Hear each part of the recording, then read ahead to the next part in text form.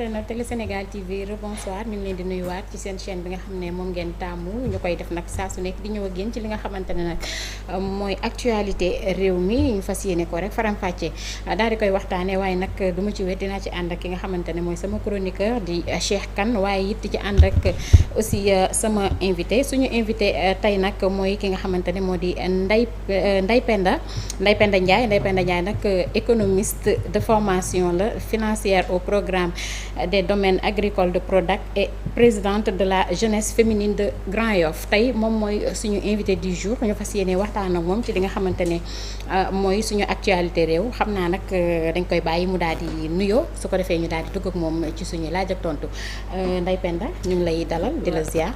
D'accord Rama maa ngi lay fay. Di nuyu mbokku téléspectateur Sénégal TV di nuyu également suñu naataango bi ñu toog ci plateau bi chroniqueur bi Cheikh maa ngi ñu leen di nuyu sénégalais yépp également di leen wax ne man la Ndeye Penda Ndiaye vous avez déjà fait la présentation mais juste pour préciser que man la Ndeye Penda Ndiaye Grand Yoff laa dëkk di militer Alliance de la République au niveau de la COJER également nekk cadre au niveau du Prodac et en tant que financière. Alors mi ngi noonu kon suñu invité daal dinay gën a présenté waat boppam xam naa ñu bàyyi Cheikh Kane moom tamit mu nuyoo. asalaamaaleykum soxna Rama donc ñu ngi lay nuyu di la jaajëfal di nuyu suñu invité di ko dalal. di nuyu suñu internaute. donc di fas yéene waxtaan ak seq ak waxtaan suñu invité si ay domaines yu bëree bëri macha allah. donc di am yaakaar rek lépp li ñu fi waxtaanee incha allah mu doon njëriñ. si ñun ñëpp te mu doon njëriñ si réew mi.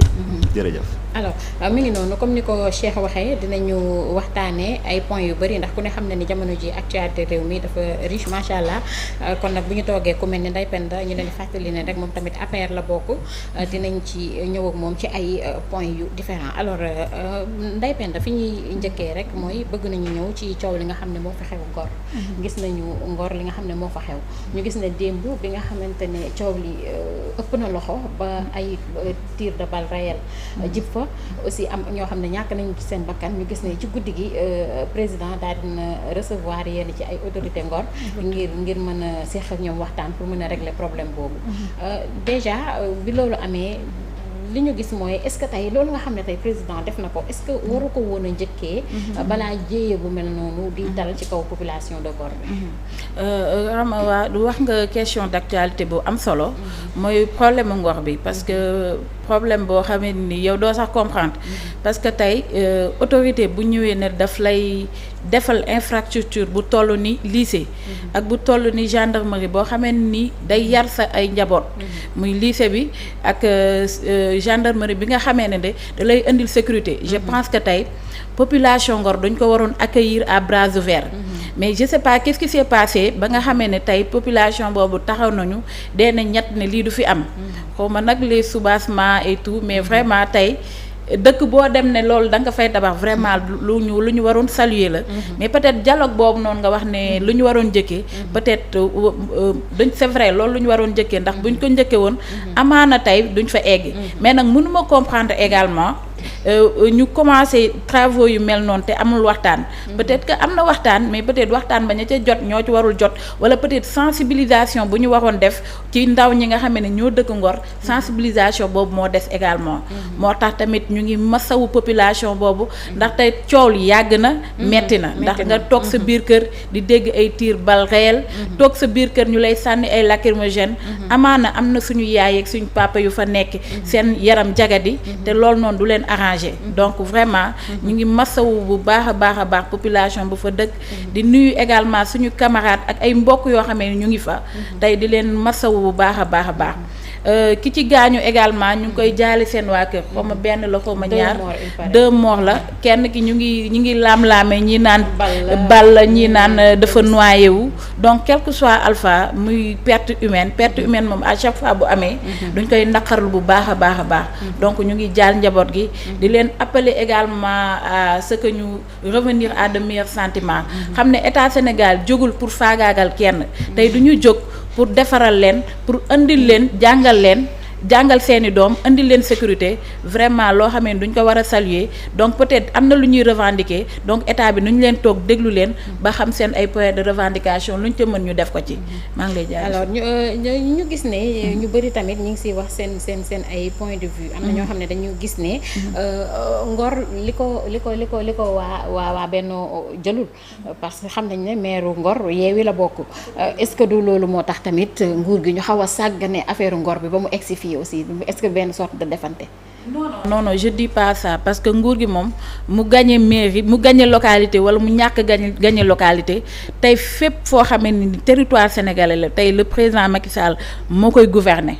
donc quel que soit Alpha dafa am droit de résultat droit satisfaire ña nga xam ne fa la ñu dëkk donc que ce soit muy Yewwi gagné wala beneen parti politique gagné pour man la population sénégalaise ça reste la population sénégalaise sans distinction d'appartenance politique pour man loolu moom c'est des faux débats donc du sàggane au contraire tey mënoon na jël loolu noonu mu koy jël xaalis bu bëri la mënoon na ko yëkkati ci beneen dëkk donc loolu dakaa jël yéena ko waa Ngor je pense que waa Ngor dañ ko war a saluer à bras ouverts jël affaire politique tege ko ne tax mënuñu jël du matin au soir 365 jours sur 365 ñuy politique.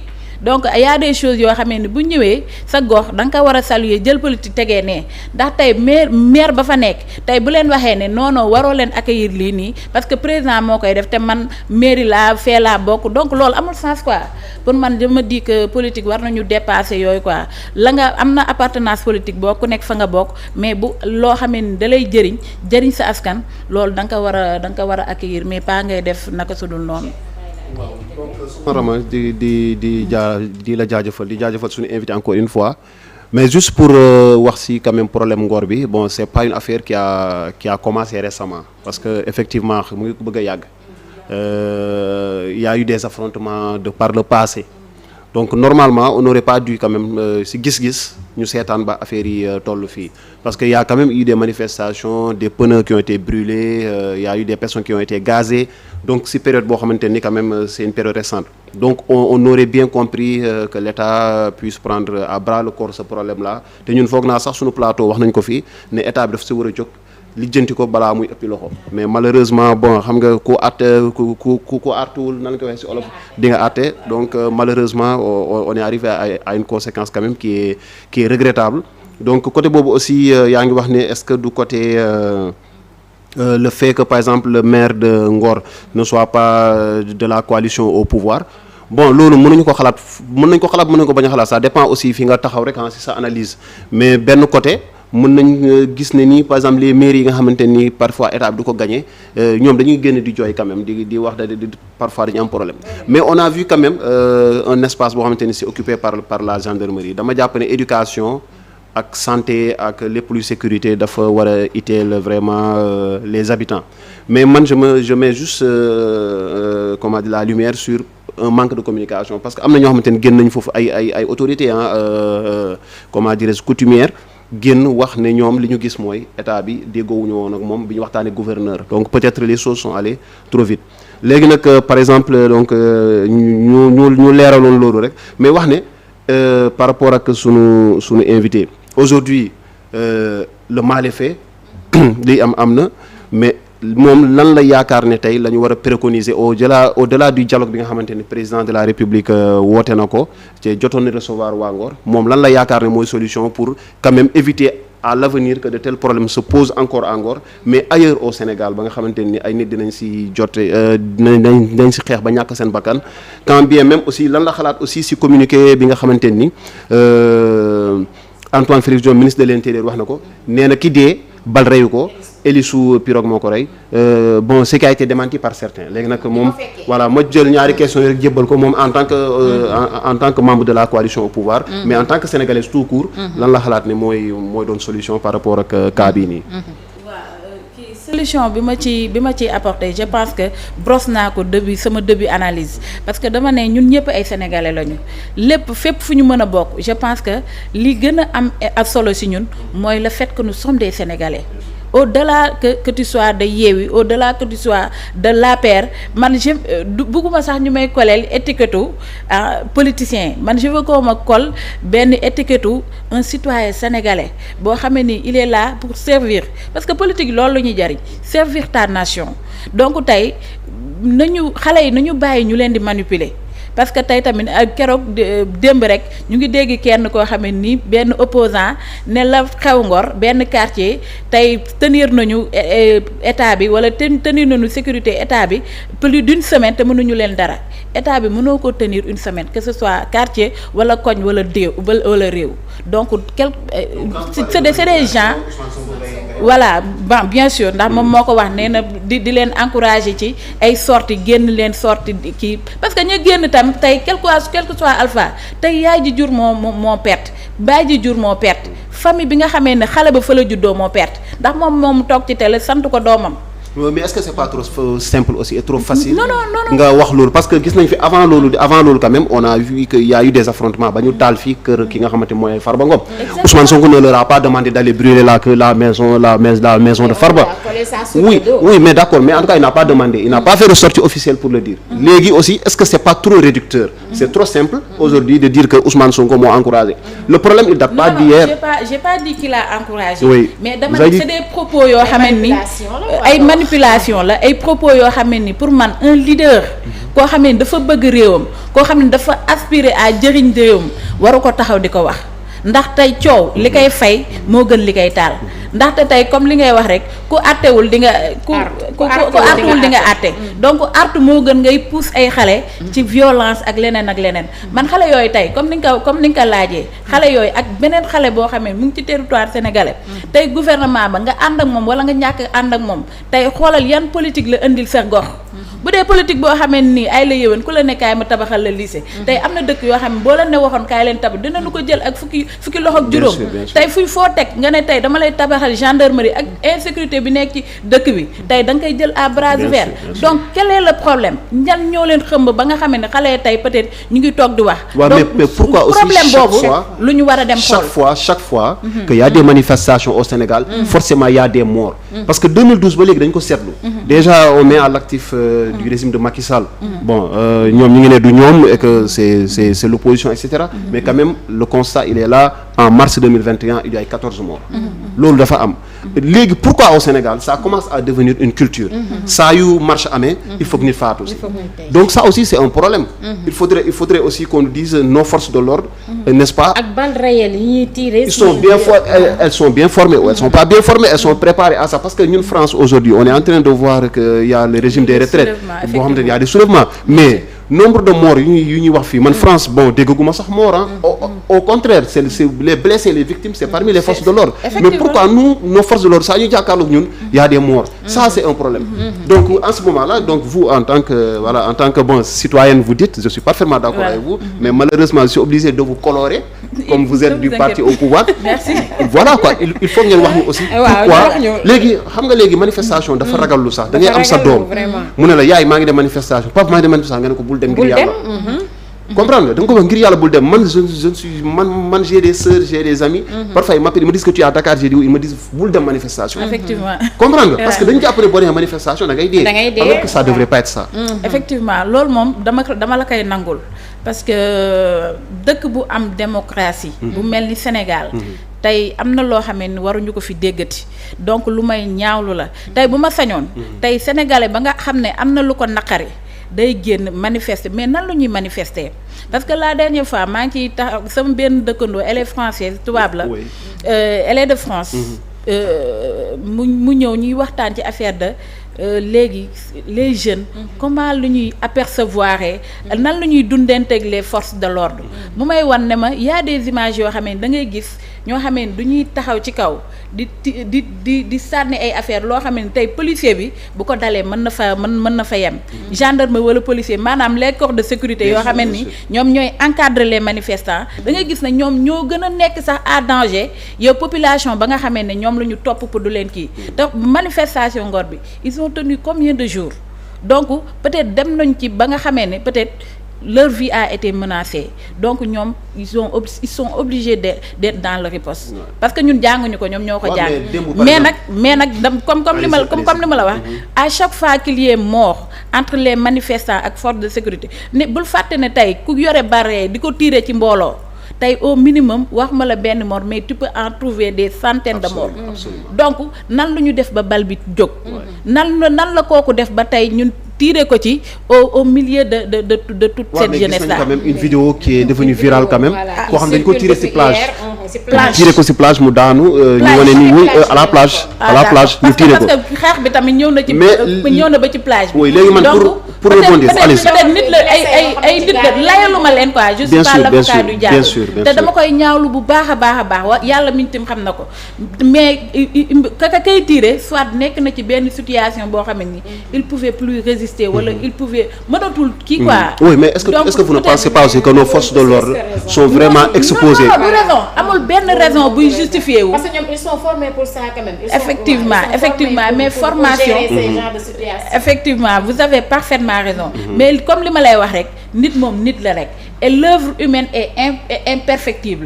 loo xamee ne chaque jour dañ ko war a defaraat. nit la rek. xamuñu ban situation la toll ba muy tirer bal bi wala ak nan parce que tey koo xamee tenir na des années wala peut-être tenir na des jours te amul mort tey bu amee mort peut-être am na y a des explications yoo xamee ni kaka def war nañ ko toog mu expliquer te loolu tamit nous le condamnons fermement. on ne veut plus de mort dans nos manifestations. quel que soit Alpha que opposition de manifester que ce soit pouvoir de manifester on veut plus de mort dans ci suñu jeunes sénégalais. loolu moom c'est un cri de cœur que je fais à ces gens-là qui nous sécurisent mais tamit on veut qu'ils nous sécurisent mais pas le contraire. donc loolu moom c'est un cri de cœur que je fais di jaale encore ñi nga xam ni que ce soit mois de mars bi que ce soit li xew Ngor lépp ñu ngi leen di jaale bu baax a baax mais aussi nañu waxanteeg jeunes yi. tey ñi nga xamee duñ leen di protéger ñun buñ leen nekkee di leen xoqatal da ngay gis koo xamee ni duñ koy yëkkati birig dóor ko policier gars yi jubilé mais aussi ñoom duñu njabootu jàmbur lañu tey du ñuy gis benn policier summi ko dóor yoo xamee ni kooku bu amul sens day dee. ñooñu tamit ay njabootu jàmbur lañu. quel que soit Alpha pour préciser aussi xam nga cette violence là aussi. lan moo ko gën a suuxat. mooy au Sénégal il y a plus moyen en tout cas de manifester de façon pacifique. je le dis parce que la preuve mooy saa yu ñu def laajee manifestation les demandes sont automatiquement rejetées. non moi je le dis non après vous pouvez dire xaaral ma ñëw mais je veux juste insister sur le cas de Ngor laissez-moi juste insister sur le cas de Ngor. hier man j'ai fait un constat boo xamante man maa demal sama bopp xool. à Ngor vous savez qu'est-ce qui s'est passé qu'est-ce que j'ai vu à partir de Ngor virage. ba nga romb rond-point Ngor ba yee dem côté TFM vous savez ce qu'ils ont fait ils ont fermé toutes les artères maanaam dugg yoon boo mën a dugg pour dem Ngor c'est fermé. moi je vous dis je suis dans une entreprise où je travaille il y a un de mes agents il m'a appelé il doit servir dans cette zone là à Ngor daf ma woon ne ma mënuma dugg dañ ma tere ne ma du ma dugg donc comment ça se fait qu'on par exemple à un moment donné aussi il y a des choses yoo xamante ni c'est insoutenable mënoo tëj benn koñ pendant 24 heures c'est pas possible. yow bu yàggee man je vais te prendre comme un ennemi parce que man damay ne man maa ngi bëgg a dem je dois vaquer à mes préoccupations à mes occupations je dois pouvoir aller et venir parce que y a la liberté d'aller et de venir que tu m'empêches d'exercer yow man dootuma la xoolati comme quelqu'un qui est là pour ma sécurité damay xool ne yow yaa may xañ mes droits te soo ma xañee mes droits je suis obligé de riposter et quand je riposte on sait pas qu'est-ce qui peut arriver ku borom xeer ak borom arme naturellement les forces ne sont pas xam nga. moo tax ma ne la lépp lu ci mën am rek ay jàmbaar lañu ndax ils ont tenu mais nag lu xew ba tey ñu ne la non amoo fii accès wala amoo fee accès donc bu jàmm rek di xew xam nga loolu du am mais parce que y a des violences am na xeex am na xuloo peut-être ñu ngi taal ñu ngi fay donc loolu noonu tey ñoom ñoo ci mën a intervenir pour que loolu arrêté mais tey xale yi da nga leen ne sax def leen manifestation pacifique ñuy génn di toj di yàq loolu gis nañ ko fi ba taay te aussi gis nañ fi ba taay tey sànq bi Rama yaa ngi koy wax ne manifestation yëpp duñ non tey boo xoolee manifestation yi nga xam ne demande nañ ko par exemple les 90% ont été acceptés xoolal sur le net wala nga xool seen registre yi mais nag non quel que soit les manifestation moom manifestation mais dama la bëgg a wax tout cas demande de manifestation yi ñuy dugal yëpp 90% yi. donc moi je vais filtrer je vais vous dire les manifestations à caractère politique. qui viennent de l'opposition sont automatiquement interdites. les hommes de sécurité ñoom ñoo mën a xam manifestation bi nga xamee ne day indi insécurité ak bi nga xamee ne du indi insécurité. mais pourquoi te bu amee bu indee insécurité les hommes de sécurité ont le droit de dire que manifestation bi kat buñ ko fi indee peut-être mën na jur léeg-léeg lii donc mieux vaut ne pas l'autoriser. mais opposition bi gis nañu ne am na ay manifestation yoo xam ne autorisé nañ leen ko def nañ ko sans problème dara xewul. mais pourquoi à chaque fois que opposition bi demandé pour def ay manifestation li si ëpp dañ leen koy bañal. non du ci lu ci ëpp nag. si li ci ëpp dañ leen koy bañal. en tout cas daal ay manifestation ñu ngi am. ñu ngi koy demander ñu ngi leen koy accordeel. yenn quelque bord que ce soit ñun ñii sax nekk parti au pouvoir dañuy déposer suñu ay manifestation duñ ñu koy interdire. donc nag ka nga xam ne homme de sécurité yi nga xam ne ñooy gérer loolu nag ñoom ñoo la mën a wax le pourquoi ñu interdire bi ak le pourquoi ñu bàyyi bi. mais léegi le fait aussi y a un autre fait man dama gis ne nos forces de l'ordre sont vraiment exposées. bien sûr. Il y a une surexposition, je le dis comme ça, une surexposition de nos forces de l'ordre. Effectivement. Sérieusement, man, quand je me promène à Dakar, j'ai peur, hein. En mode damay ragal. Et puis man, damay dem ba benn instant quand je rencontre un homme de tenue, j'ai même pas envie de lui dire bonjour quoi, parce que en fait, il m'étouffe quoi. Quand je dis il m'étouffe, moi, il faut me tourner. maa ngi mel ni dëkk bi dafa am lu fi waaj a xew quoi. Ça me fait peur. Donc ils sont partout, ils sont surexposés. Xam nga surexposition boobu aussi, c'est pas bien. On a vu que les Sénégalais ne détestent pas les forces de l'ordre. La preuve. Au mois de mars 2021 ce qui s'est passé. dafa dem ba benn instant xeex bi metti mais da ngay gis c'est des Sénégalais c'est des jeunes. ñoo jël ay ndox. di ko séddale les forces de l'ordre.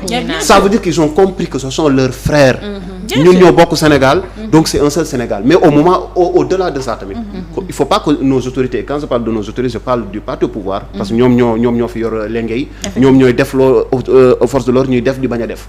donc il faut aussi arrêter cette surexposition là. donc aujourd'hui moi je pense que les forces de l'ordre on doit les utiliser de façon très intelligente mais bañ leen fu ñu nekk rek faut tourner rek à tout coin de rue nga dajeek ñoom ils sont armés jusqu'aux dents xam nga loolu tamit dafa metti et puis ce sont des êtres humains ils passent trop de temps si naaj bi à un moment donné mais naaj rek saa waay mën na la miir loo ça peut faire perdre la raison il y a plein de choses donc à un moment donné aussi mais Cheikh yow force de sécurité lan mooy liggéeyam c'est de sécuriser. Oui.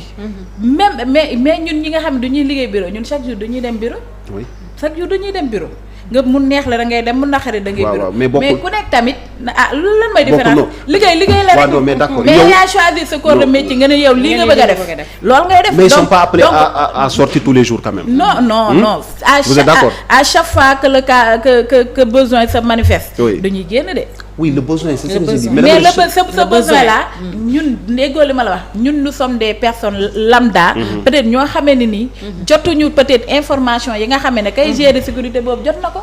léegi au-delà de ça Rama madame Ndeye Penda Ndiaye wax na lu am solo sànq. nee na aussi il faut qu'on arrête la manipulation. Au-delà dañuy politique 365 jours sur 365. C'est vrai. Mais est-ce que vous pensez pas que ce message-là aussi c'est valable pour le parti au pouvoir? Bien sûr. Qui nous maintient dans une campagne politique constante. Mais parti pouvoir n'a pas intérêt à nous maintenir dans une campagne constante. Non ñun xam nga instant yi lan la ñu bëgg. dëkk bi lépp dal. ñu mën a eggali suñuy projet ñu mën a servir les Sénégalais dans la paix et la sécurité ñun loolu mooy suñu mbébétaan mais nag tey mënoo toog nga ne da ngay def loolu yëpp à côté ngay gis ñoo xamee ni ñu ngi manipuler la population di woo xale yi di leen génneloo loolu sécurité d'instabilité boobu jëriñul Sénégalais yi jëriñul parti au pouvoir mais parti opposition rawatina ko donc jëriñul ñëpp donc on a tous intérêt à maintenir le Sénégal dans la paix et la sécurité te loolu dañ ciy invité parti yëpp nag pouvoir opposition ak société civile ndax ñoo bokk Sénégal. Bien sûr. bu ñu amee jàmm ñun ñëppay am jàmm yenn saa yi damay waxtaan ak ñoom da ngay gis koo xam ne non Sénégal day tàkk lii bu amee Sénégal day tàkk. mën na ko yow noo tudd mën na ma diw mën na ko yow da nga am beneen membre bu nekk français wala américain wala dara. mën na ko ñun ñëpp on a intérêt à être là. dans la paix parce que yow mu amoo dëkkoo feneen fu dul fii. absolument ñun tamit amuñu leneen lu dul fii. donc ñun ñëpp ñoo am intérêt pour que Sénégal nekk ci jàmm. donc ñun ñëpp nañ ko sooxal. jërëjëf. voilà kon xam naa rek dafa la ñuy jaaree daal di dugg ndax xam naa waxtu baa ngi avancé ñu dugg ci sa domaine carrément mooy fi li nga xam ne ci ngay yëngu ci Prodac bi nga xam ne ci nga nekk section finance alors tey ñu gis ne coow bëri na effectivement utali Prodac. coowal Mame Mbaye Niang 29 milliards. lan moo wala mele 36 milliards. voilà lan moo mele exactement Mame Mbaye Niang ak 29 milliards yi ñuy tudd. lan moo ko ci dugal lan moo leen lié ñoom ñaar. déjà yow tu es bien placé pour nga mën ñu expliquer exactement ce qui se passe ak xaalis boobu noonu. bien sûr je pense que li ñu kii bi nu mu tey sax nu mu tey décision judiciaire bi mu génnee. carrément wax na ce qu'il y en est maanaam ay manipulation la encore une fois ay wax yoo xam ne ay waxu ndàq sax nag lañ. ndax wax joo xam tegoo ko fenn parce que lan moo gën a garaaw ci opposition bu ñu nekk nii du ñuy inventé di wax parce que tey am na yaa un grand jour économiste la économiste ñoo FASEG la nekkoon et tout. koo xam ne ni peut-être sénégalais jox nañ ko bopp. bu ñu mu nekk émission di défendre. nu mu tëdd sax di défendre le fait allégation le fait que Mame Mbaye Niang dafa jël 29 milliards tout en sachant que moom ci wàllu boppam sax xamul ne Mame Mbaye Niang n'a jamais été coordonnateur du Prodac. bi mu ñëwee ci plateau benn télé la toog ne kon Mame Mbaye Niang mësul nekk coordonnateur du Prodac ñooñu ne ko non Mame Mbaye Niang n'a jamais été coordonnateur du Prodac donc ñu ngi nekk en tant que des responsables en tant que des gens qui se disent leaders xamuñu des informations maanaam déggu mbedd déggu internet bi toog dégg ay wax yoo xam ne nii xamoo bopp ba xamoo genn ba yow nga ne da ngay woote suffrage universel di woote dem magistrature suprême pas magistrature maanaam di laajte réew mi tey la wax turam rek.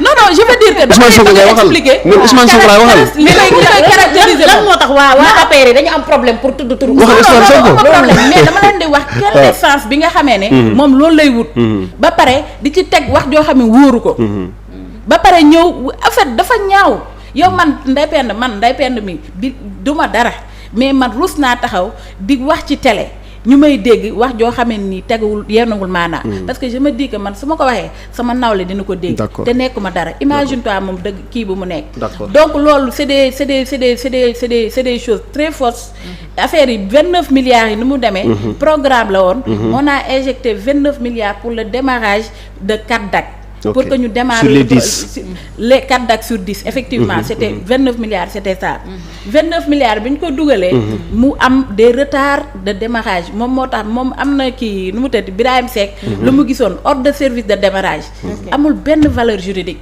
ñu teg ko sur la table ne ko affaire retard démarrage travaux yi dafa retard nañ ko démarrer donc bi ñu pré-rapport am na c'est vrai léegi ñun ñëpp xam nañ ne pré-rapport am na pré-rapport c'est différent d'un rapport définitif ñëpp validé ko ñi ko war a validé yëpp validé. mais Mame Mbaye Niang toog na sa émission ne rapport am na. nee na rapport bi kam laam-laamewu ko am na. pré-rapport vous dites pré-rapport. pré-rapport mais il a bien dit rapport moi je l'ai bien écouté. il a bien dit rapport am na. dafa juum kon mu nangu leen Ousmane Sonko. Mame Mbaye Niang mën na juum mais Sonko du juum. Sonko waru juum. du IGF ak IGE de. moom dañ ne am na rapport baa ngi ma toog. c'est ce qu'il a dit. c'est ce qu'il a dit que commencé rapport bi malheureusement daf ko commencé eggali ko yàlla jël bakkanam loolu ñun ñëpp xam nañ ne information boobu donc rapport bi mësul am Mame Mbaye Niang mësul diriger Prodac te balaa ngay détourner 29 milliards Prodac ay la yëwan nga diriger Prodac Mame Mbaye Niang kii ministre de tutelle la au niveau du Prodac c'est ça. est-ce que comprendre nga donc pour mu am ay chance pour manipuler ba jël 29 milliards ce serait très difficile te 29 milliards l'ancien coordonnateur du Prodac à savoir le ministre de la jeunesse Pape Malick Ndour am na wax yu leer yu mu ci wax nee na man li ma dépensé ci 29 milliards yi ab régime bi fi jógee yeneen coordonnateurs yi dépensé wuñu ko parce que moom moo tijji KMS Kër Momar Sarr moom moo ko tijji CFA tijjiwu ko pratiquement mais moo eggali travaux yi commencé Sangalkam ak kër Sambakan donc pratiquement 29 milliards yi ci 4 DAC yooyu ñu waxoon moom koy kii donc à 90% les 29 milliards ont été exécutés donc nit buy wax day wax loo xam ne daf ko wóor te nit ñu bëri ñu ngi ci yaakaar et les 4 DAC sont disponibles à ce jour loolu moom laa lay wax sont finalisés ou pas encore les 2 sont finalisés les 4 sont prêts à plus de 80%. Donc il y a un retard normalement ça devait être finalisé en 2024 il y a un retard bien sûr donc mooy DAC Sangalkam bi ak Kër Sambakan ñoom ñoo des te li des à 80% mën nañ ko leemu pare incha allah waaw d'accord mais léegi pour rebondir un tout petit peu quand même bon Rama bon on est moom sax wax na ne y a de la manipulation effectivement manipulation baaxul mais am na benn affaire aussi du camp de Mame Mbaye Niang c'est de la manipulation parce que dañu wax au niveau de la justice que Ousmane Sonko a diffamé Mame Mbaye Niang. Mais diffamation attention ça veut pas dire que Mame Mbaye Niang deful dara. li mu tekki mooy Ousmane Sonko nee na Mame Mbaye Niang yaa sàcc. 29 milliards indi woo preuve. loolu kese la tekki. mais tekkiwul ne Mame Mbaye Niang amul dara ou bien Mame Mbaye Niang sax mën na am Mame Mbaye Niang defu si dara.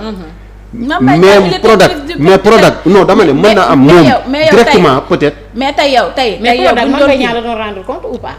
Mame Mbaye Niang mooy xam nga ministère de la jeunesse. dafa am ay agents yoo xam ni ay agences yu bëri yoo xam ne daf ko ëmb. Prodac ci la bokk ANPEJ ci la bokk direction de l'emploi essence yi ci la bokk. donc yooyu yëpp dafa mais tey directeur ya fa nekk ñoom ñooy doxal. est-ce que comprendre mais y a des décisions au-delà yoo xam ne c'est au-delà de ces directions yooyu seen directeur du ko jël ministère de tutelle moo koy valider wala mu ñàkk valider. mais tey la nga xam ne moo fa xew tey buñ doon bu du amoon détournement ak leneen tey am na keneen koo xam ne moo gën a jege Mame Mbaye Niang kooku luñ koy laaj ku dul Mame Mbaye Niang. waaw léegi am na benn mais man li ma comprendre aussi mooy démarche Mame Mbaye Niang. Y a Birahim Seck qui a écrit un livre Lettre au peuple. Prodac un destin de 36 milliards. Donc il a été le premier à le dire, il l'a écrit, il l'a mis dans son livre, il l'a publié. Mame Mbaye Niang bàyyi loolu. Qu'est-ce qu'il a dit dans ces 36 ce qu'il a dit c'est très clair. Il dit il y a d'abord des marchés de gré à gré. yoo xamante ni nee na ça implique directement Mame Mbaye Niang. Les marchés de gré à gré. Il y a un marché qui a été octroyé à Green 2000.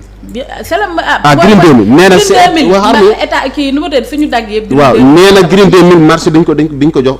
il y a un ordre de service qui a été signé par Mame Mbaye Niang bi nga xamante ni oui nee na il a fait appel d'abord à la direction centrale des marchés publics. laaj ko ne ko dafa bëgg a jox Green 2000 marché gré à gré. La direction lui a donné un avis défavorable ne ko déedéet. mënoo ko def il faut que tu fasses un appel d'offre. Mame Mbaye Niang mu dem gis ARMP. n'est-ce pas. bi mu demee foofu noonu au niveau de l'ARMP il a réussi à faire son coup c'est-à-dire de faire un marché de gré à gré mu jox ko Green 2000 mais il y a l'article 28 du code des marchés publics nee na les personnes responsables des marchés sont les marchés de l'État et dans chaque département ministériel le ministre du département. Donc le ministre mënoo ko ci génnee ci responsabilité am il y a l'article 28 du code des marchés publics bu koy wax. Donc aujourd'hui Mame Mbaye Niang mën nañu wax y a une responsabilité directe ou indirecte. mais mënuñu tudd Prodac. bu nekkee am na.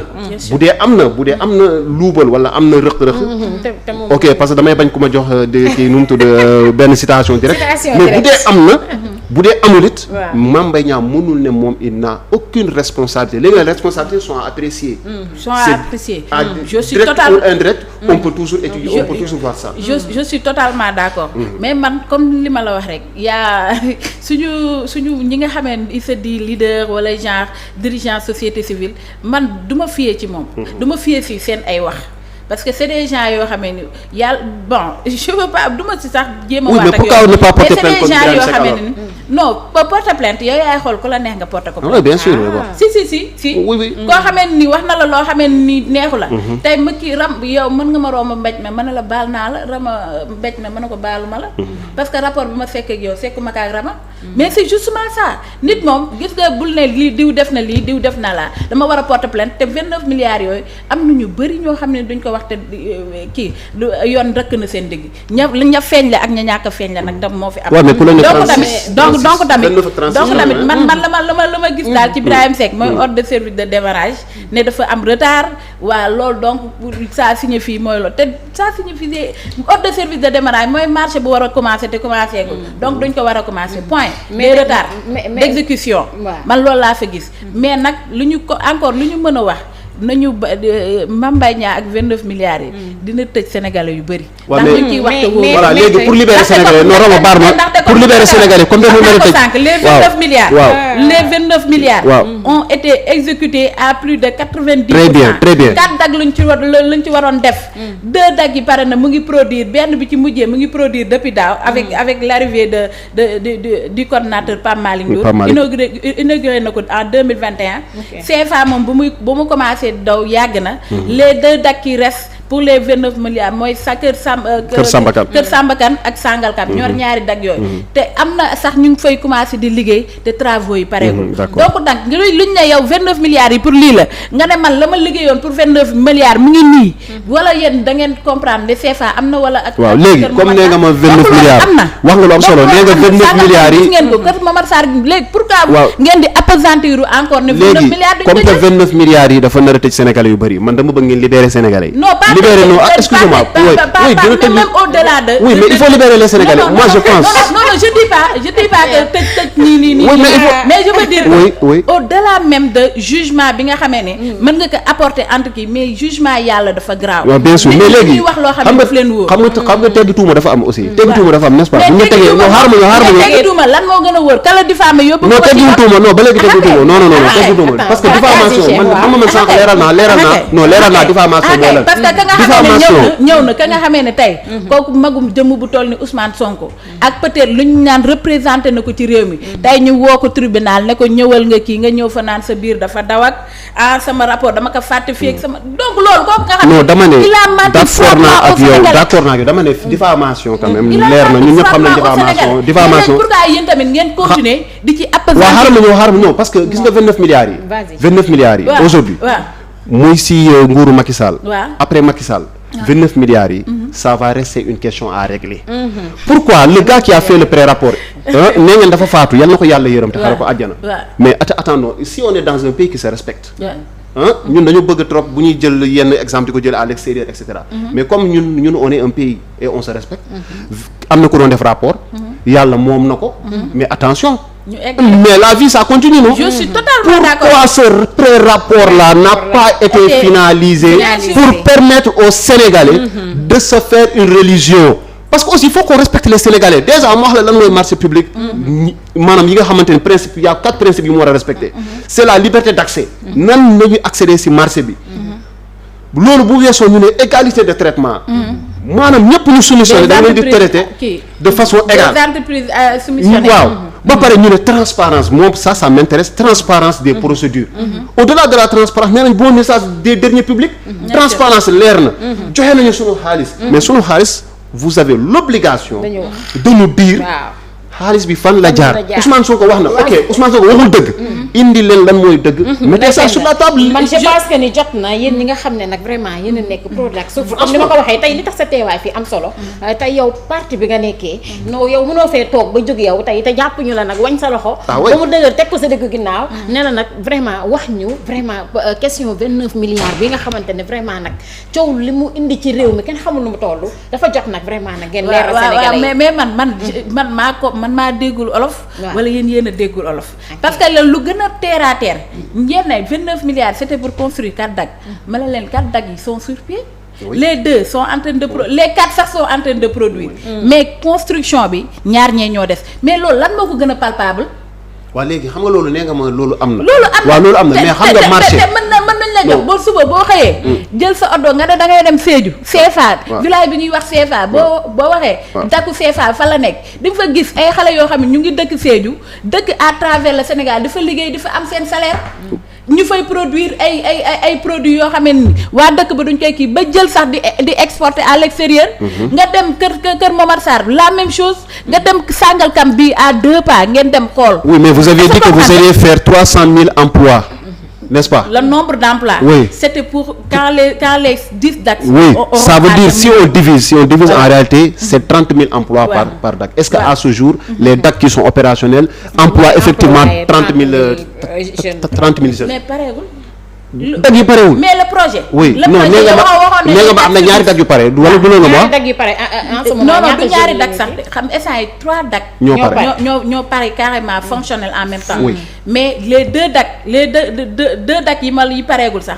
ñu ngi produire. Kër Sambakan ak fan ak fii Sangalkam ak yeneen dag yoo xamee ni. mais dag yi pare est-ce que am na 30 000 emplois. mais les 30 000 emplois devraient être répartis entre ces 10 dag. Oui, non, c'est 300 000 emplois. Ouais, 300 000 emplois. Sur 10. Ouais. 300 000 divisé par 10. Ouais. Ça fait 30 000. 30 000 emploi ngeen war a am par DAC en principe. En tout cas, là, ce que je peux te dire, il y a N Sénégalais qui sont dans les DAC. Oui, mais ils sont combien? Madame. Le N là. Madame, yow Prodac nga bokk. Yow mënuñu la baal loolu yow Prodac nga nekk soxna si. Je préfère les garder. Pourquoi? C'est confidentiel.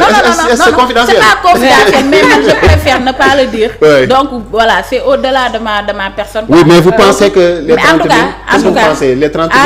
En tout cas, juste tout ce que je peux te dire, il y a un Sénégalais qui travaillent dans ces PADAC, di ci liggéey, di ci suturlu, que ce soit des emplois directs ou des emplois indirects. D'accord. Voilà, léegi man fi ma bëgg a ñëw rek xam ñu ngi may signaler ni temps bi jeex na ndax dañu wax mais nañ dem bismillah. Voilà ñu gis ne aussi comme ni ko Cheikh waxee sànq ki nga xam ne mooy Ibrahima Seck jot na wax ci li nga xamante ne mooy question Mame Mbaye Niang ak rapport bi. Donc bi loolu amee aussi ñu gis ne Ousmane Sonko ñoo wax. ñu porter plainte Ousmane Sonko. waaw tey gis nañu ne en 2021. bi nga xamante ne émeute yi am na. Les jeunes avaient attaqué Prodac. saccagé ko yàqate ko. Est-ce que du tamit peut-être haine boobu moom la Mame Mbaye Niang porté ci Ousmane Sonko ba tax tey mu aussi mu ciblé ko comme ça ñu bëri wax ci rapport bi moom ci boppam mu toog ne rapport am na après ñu ëlbatiku Ousmane Sonko wax ci mu ne daf ko diffamé ba mu nar ko porter préjudice ba mu nar a ñàkk li nga xamante ne aussi mooy éligibilité non parce que kii ñu ne tey sa baay sàcc la wax dëgg yàlla ku benn doom sañu ko sa bëggul ñu koy wax sa baay te yow te rawatina yow ñu lay jiiñ loo xam ne defoo ko te ni mu ko defee ak wax ji mu ko wax ak sûreté bi mu ci am rapport baa ngi nii ma toog donc il a pris nos 29 milliards lu tax mu jël ko wax ay waxam yu ñaaw yëkkati teg ko ci der ba ndeysaan temps yooyu man dama yërëmoon xaw ma ko woon nii de ñoo bokk parti mais xaw ma ko woon nii carrément parce que mësuñu toog affaire yooyu noonu mais dama ko demoon ba yërëm parce que yërëm nit mooy ñuy tuumaal kenn nga xam ne carrément kii lu ñu koy tuumaal amul ñu ko koy wax ba dem ba di ko tuddee Mbaye Prodac non j'avais mal. mais bi ko Cheikh Yérim di tiiñal dina président Macky Sall daf ko téye biir conseil des ministres di ko dammate mu sëgg mais damati yooyu noonu peut-être damati ba léegi ne ko pré-rapport bi génnee ay chiffres déglu ma mais damati bi mosoo dégg boobu yërëmoo ko déggoo li ma la wax de si non mais lan la ko damatee ak la mu ko damatee Cheikh Yérim dafa wax ne le président a humilié même bu ko humilié déggoo ci président Macky Sall làmmiñam mu ne dafa sàcc suñu 29 milliards peut-être projet bi amoon na ay retard ak ay dysfonctionnement mais mosoo dégg fu ko Macky Sall ne il a pris nos 29 milliards mais taxaw nit ne dafa sàcc dafa ñaaw wax loolu mais su amoon tamit bu ko waxoon tamit mu def ko amul problème mais lan moo bon tey ñu wax ko def te defu ko tey Ousmane Sonko bu waxoon lii te muy dëgg Sénégalais duñ ko ci. oui mais finaliser ce pré-rapport s'il vous plaît. même si on le finalise. même si on le finalise ou pas ñu finaliser ko ou pas en tout cas li ma lay wax nii c'est des choses palpables les DAC sont fu mu war a nekk ñu ngi fay nekk Sénégalais ñu ngi fay liggéey. ñu ngi fay exploiter léegi excuse-moi Rama nee nga dafa waroon pare 2024. yàlla dogal na nous sommes en 2024 les quatre DAC. dama ne bientôt lay pare. waaw non pareegul. pareegul léegi kañ lay pare. ñaata moo pareegum 3. waaw wax dëgg yàlla nag man je suis ça veut dire qu'on est encore dans le retard. non du question dans le retard de. man je suis financière. au fait y a les techniciens yoo xam ne ñoom ñoo war a habilité. di la wax ne date exacte mais man financière la finance xam nga kayit. non xaalis la xam nga xaalis la ak kayit. da ngay analyser ak kayit mais technicien. état d'avancement da nga koy xam. non les techniciens ñoom ñoo war a wàcc sur le terrain nos ingénieurs et tout ñoom ñoo war a wàcc sur le terrain ne léegi lii des na donc léegi kon waxaguñ ko donc à un temps donné. kon waxaguñ ko non il faut nga dax seen gars yi technicien parce que technicien yi lu war a pare 2024. waaw pareegul te xamuñu kañ lay pare. ces techniciens là il faut waaw bu dee xamuñu il faut les changer ces techniciens. la ma xam laay wax maanaam. mais moom financière nga. c'est pas technicien quoi voilà. Bon sinon elle est de Grand Yoff aussi hein. Elle est de la section féminine. section féminine. bien sûr de la COJER de Grand Yoff. Voilà coordination des jeunesses républicaines de Grand Yoff. D'accord. Bon, quelles sont vos activités en principe au niveau de Grand Yoff? De Grand Yoff, ouais. On a plusieurs activités. Hein. On fait des activités de sensibilisation, on a des activités d'insertion, d'accompagner les jeunes à être insérés mais également sur l'entrepreneuriat. Sur le plan professionnel. Sur le plan professionnel également, on les aide à obtenir les emplois, mais également à les faire connaître les différents programmes yoo xamee ni jeunes yi mën nañ ci bénéficier wu, que ce soit surtout programme bi nga xamee ni tey instant moo nekk buzz du Sénégal. mooy xëyu ndaw yi. non xëyu ndaw yi instant yi muy buzz bi.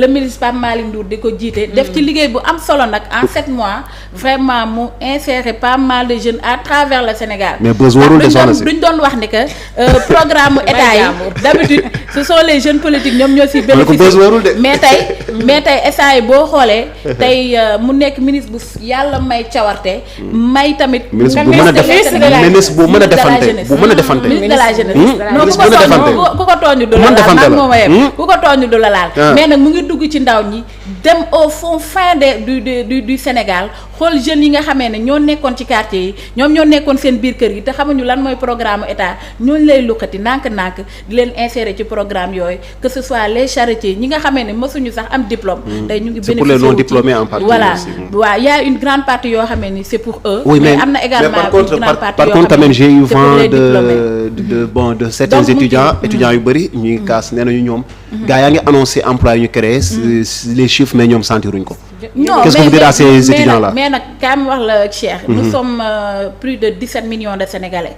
bu ñu jëlee 165 emplois octroyé ko donc am na ñoo xamee ni la kuliyaal duñ ko yëg mais nag tey boo demee Grand Yoff moom. keroog yéen waa Grand Yoff yéen ko yëg. waa Grand Yoff yéen si gis ngeen bopp gis naa say image gis nga samay image donc am na ndaw ñu bëri nga dem Parcelles nga dem Guinguinéo nga dem feneen ak feneen am na jeunes yu bëri wax dëgg yàlla ñu ciy sentir seen bopp. di ko santé tamit le ministre Pape Malick Ndour mais également le président de la République bi nga xam ne yërëm na ay ndawam am na mbëbët bu rafet pour ay ndawam te di ko doxal maa bàyyi na affaire Jakarta yi. non lu tax mu koy bàyyi. Jakarta yi mais Jakarta yi booy nee nañu Jakarta yi moom moo fi toog ne Jakarta yi dafa baax. booy dañu war a liggéey si Jakarta yi ku ne xam na dégâts yi nga xam ne mu ngi koy causé aussi. comme approche directe bi ma lay bi may wax le Pape Malick di def ak ndaw Sénégal. bu wàccee si koñ. par exemple def na ko la dernière fois ci biir Arafat mu nekk quartier boo xam ne doy na waar en matière d'insécurité. tey boo ne woon leader même bu dul leader sax koo ne wàcc fa à un am benn moment boo xam ne du fa wàcc. donc wàcc na fa jeunes yi accueillir ko def ko kii bu mag vraiment en moins de 30 minutes jeunes yi dajaloo léegi nag bu demee ci jeunes yi da leen di wax yéen lan mooy seen projet de vie. lan ngeen xalaat ne tey bu ma leen ko defalee. wala ma apporter leen ko lan ngeen di def jeunes yi ñoom ñoo ko njëkk a proposé ne ko ñun de monsieur le ministre man jànguma.